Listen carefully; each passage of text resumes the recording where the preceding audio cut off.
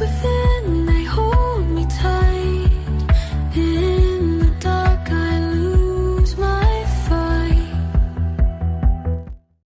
Chapter 17. Witness. Sleep had come. Brief, shallow, fragile.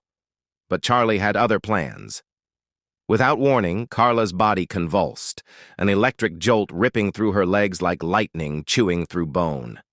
Her eyes, already frozen open, sharpened with a renewed burst of panic. Then came the voice, his voice, bubbling over the monitor like a child showing off a toy. "I was just testing to see if it'd wake you up," he laughed. "And it did. See? It works. Don't worry, though.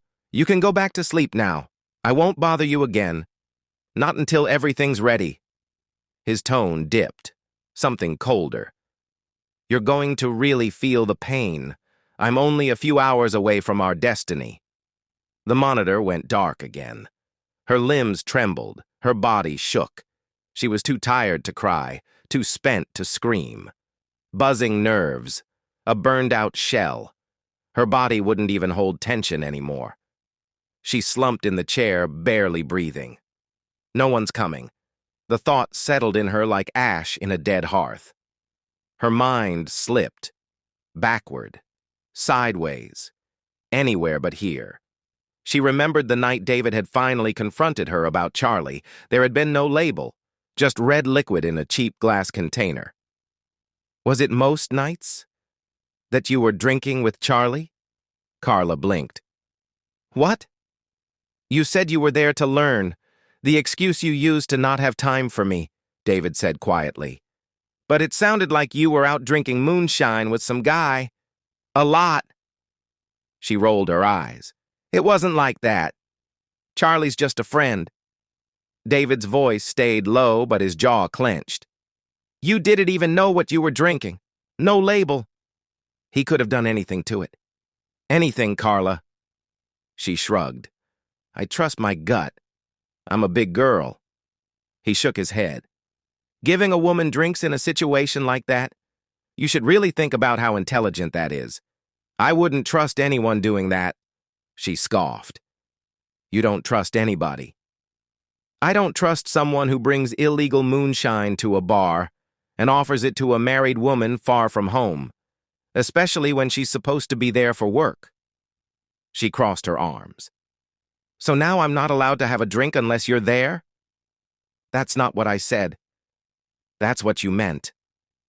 David stared at her, hurt in his eyes. Real hurt. She had dismissed a legitimate concern, and now, trapped, gagged, wrists bleeding in the dark, she saw it clearly. He wasn't trying to control her. He was trying to protect her, and she had punished him for it. Tears leaked from her unblinking eyes, slow and silent. If only she had listened. She realized she'd been too proud to listen, too ashamed to be honest.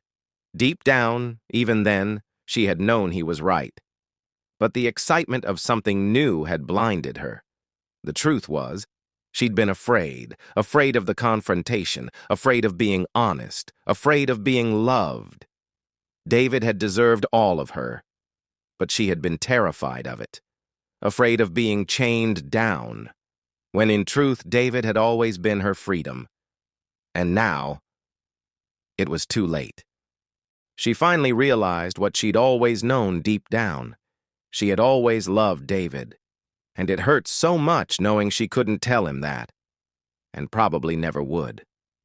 Then, light, soft and silver, broke the void. A figure shimmered in the far corner of the room. David. Not a dream, not a memory, his full form, his spirit. Carla sobbed against the tape, her body shaking. She tried to call out, "David, help me!" But the words died in her throat, sealed behind the gag. He didn't move at first, seemingly confused. His mouth parted once he understood, but his voice, it didn't reach her ears. It hit her heart. "I'm sorry," came the whisper. "I wish with all my heart I could." He stepped forward anyway. The glow around him was soft, not blinding, like moonlight carved into a man. He knelt, reached toward her ankle. His hand hovered over the shackle. Light danced off the metal as he hesitated. Then he gripped it. The chain rattled. Not much, not enough. Then he pulled. His face tightened in pain, in concentration. His form dimmed, like every ounce of energy was burning through him. The chain shifted. Carla's breath hitched. Was it happening? But just as hope bloomed, David jolted back, as if something invisible had shocked him. His light spasmed, then dimmed sharply. He stumbled away from the chain, head bowed, breathing shallow, even though he had no lungs. He didn't look at her, not directly, just off to the side, and she knew. He couldn't free her. Her heart cracked, not from fear but disappointment. Still, she tried to speak, to thank him, to tell him it was okay. The tape muffled her voice, but she tried anyway. He looked up then, just for a second. His eyes held the softest kind of apology. Not in words, just in the way he looked at her. "I'm sorry." She nodded slightly, tears spilling freely. And then, shame hit her. She choked on the sob rising in her throat. Her shoulders trembled. And though her mouth couldn't form words, she mouthed them anyway. "I'm sorry." Her lips kept moving. "I was awful to you. I didn't see you. I didn't listen. I betrayed you." David didn't move. She shook her head violently, as if trying to rewind time with her whole body. "You didn't deserve any of it. I should have chosen you every time. And I didn't. I threw you away. I let him in. I'm so sorry, David. I'm so sorry. I don't know why I keep doing this." She looked up, eyes pleading. "Please forgive me." But David didn't answer. He just stood there, dimmer than before, his face unreadable, and then he looked at her, really looked at her, the way he used to, the way he wanted to now. She saw it in his face. He wanted to hold her, to pull her close, to tell her it was okay, but he didn't. He didn't come near. He only looked down, sorrow carved deep into his fading light. And though she didn't understand why, something told her he couldn't near her. And in her chest, something broke again. She was more alone than ever. Even love couldn't reach her now. Another surge of electricity exploded through Carla's legs. Her body jolted violently, a scream trapped behind the tape. Her heart hammered. Her skin was on fire. Every inch of her was worn down, exhausted beyond comprehension. And yet there she was, still alive, still trapped, still watching. David stood where she had last seen him, glowing faintly, fading more with every breath she took. His eyes were full of sorrow now, deeper than before. He looked at her the way someone looks at a car crash they couldn't stop. "Don't watch the monitor," he said gently. "You don't need to see this. It does you no good." But she couldn't help it. She turned her eyes forward. The monitor flickered to life again, casting a cold blue light across the room. Charlie's voice came next, sickeningly sweet. "Good morning, Carla. Time for your first real punishment, my love." Her breath caught. "You kept thinking about your youngest, didn't you? Wishing you could make things right. Wishing you were a better mother. I don't have time to compete with such a lowly soul." Her blood ran cold. The screen showed a small, dimly lit hotel room, a bed, and on it, unconscious, was her daughter, Elizabeth. Carla's body tensed, every muscle locked. Her back arched against the chair, panic surging so violently she couldn't even feel the tears that began to fall. David stepped in front of the monitor. "Don't," he whispered. "Don't watch." But her mind pushed him aside. Her fear shoved him out of view. She had to see. Charlie was on screen, moving like a madman, grinning, pacing, twirling, almost dancing around the bed like it was a stage show. Elizabeth's chest rose and fell. "She's alive," Carla thought. "Please stay alive." Charlie stepped closer. He brushed Elizabeth's hair back, whispered something too low for the mic. Carla sobbed against the tape. No, please, no. Get away from her, get away. But it didn't stop. Charlie's voice rang out, cruel and clear. This is all your fault, Carla. You made me do this. I didn't want to. You left me no choice. He ran a hand along Elizabeth's arm, then paused, then looked directly into the camera at Carla, smiling, and Charlie hit her, over and over again. Then he hit her stomach. She's got something growing inside her, he said, smiling like it was his favorite secret. Carla screamed behind the tape, her voice raw and shredded. Elizabeth stirred. Her hands twitched, eyes fluttered open. Panic. She began to struggle, taped, bound, muzzled, terrified. Carla thrashed in her restraints, her throat tearing inside from the effort. She was forced to watch. She didn't know how long it lasted. She didn't want to. And then, it was over. Charlie's voice returned, quietly laughing. That was a good one, don't you think? The next will be just as much fun. Carla sat frozen, silent, destroyed. The realization was too much to bear.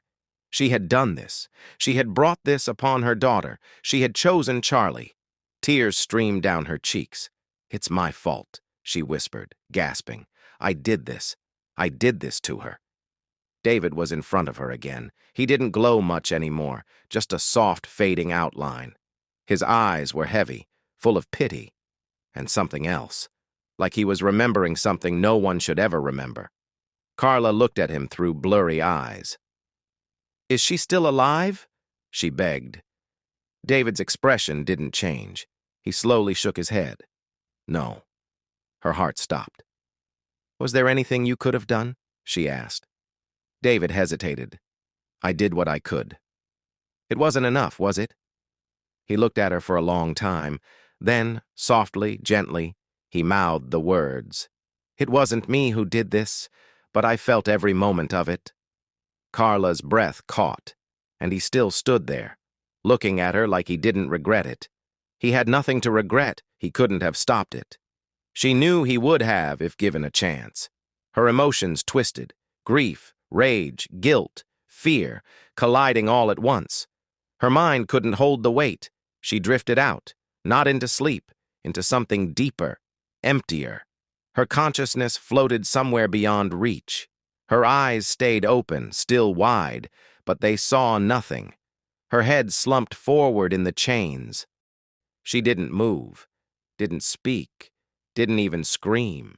Even David, still glowing faintly in the shadows, couldn't reach her now. She was gone. Her mind no longer registered time or pain, just a quiet, unreachable void. And her last coherent thought echoed faintly before the darkness claimed her completely. She finally understood what evil was. It was this. It was Charlie.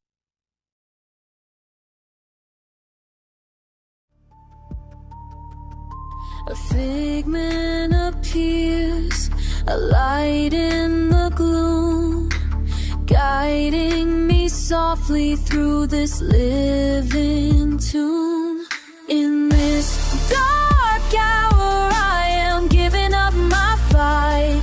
With a whisper of hope, I am chased in the night. From the chains, I can't break the spell. Phone's in a Latin man, he's a hammer, I am a nail.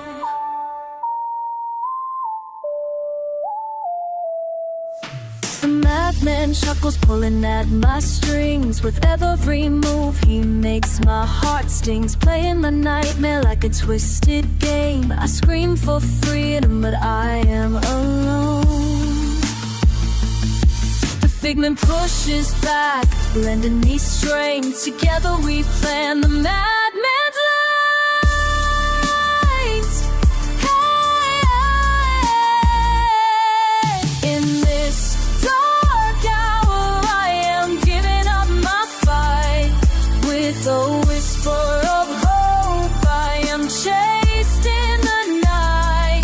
From the chains, I can't break the spell, man, he's a